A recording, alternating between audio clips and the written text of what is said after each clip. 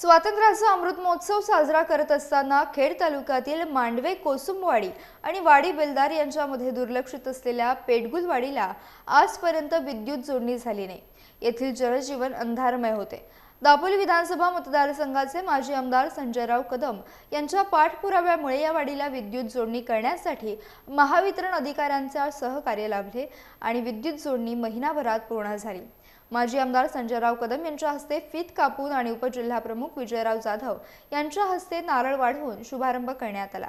या शुभ कार्यक्रमाप्रसंगी उपजिल्हाप्रमुख विजयराव जाधव, तालुका प्रमुख संदीप कांबळे, ज्येष्ठ शिवसैनिक विष्णू कदम, भार्गव चाळके, रामचंद्र आखाडे, महिला संघटिका अंकिता बेलोसे यांच्यासह असंख्य ग्रामस्थ उपस्थित होते।